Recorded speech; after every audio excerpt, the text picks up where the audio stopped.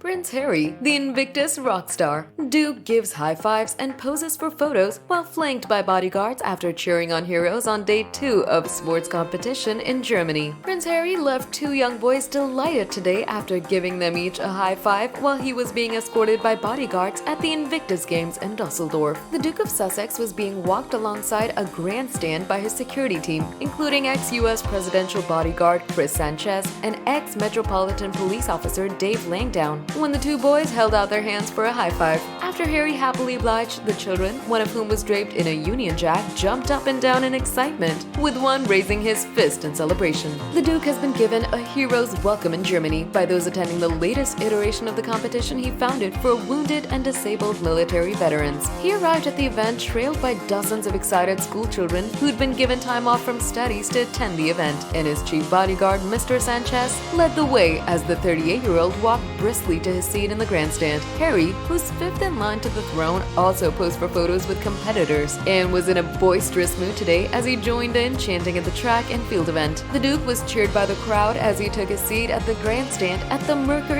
Arena along with half a dozen members of his entourage. As competitors took part in a 200-meter race, Harry could be seen cupping his hands to his mouth and cheering along the crowd. He sat next to Yulia Laputna, Ukraine's Minister of Veterans Affairs, who wore a green military uniform and draped a Ukrainian flag over her shoulders in a show of patriotism. The Duke was due to spend an hour at the event and will later attend the final of the wheelchair rugby, which is often one of his favorites to watch. Harry has said he plans to attend as many events as he can during the week-long competition. A constant stream of music blasted out over speakers along the racetrack kept the spectators in a party mood. The large contingent of Team UK supporters took part in a Mexican wave along with family and friends from other countries. At the wheelchair basketball, where he playfully tugged on the beard of a Canadian supporter, there was a revolving door of dignitaries who were sat next to the prince. First came the Nigerian defense minister, NASA administrator Bill Nelson, and finally a member of the South Korean delegation at the Games. Harry's wife Meghan Markle is expected to meet some of the children attending the event when she arrives at the Games later this week. She and Harry will be staying in the presidential suite at the Waterfront Hotel, where on Friday they'll celebrate his 39th birthday. This year's competition will run until September 16th. A total of 550 sick,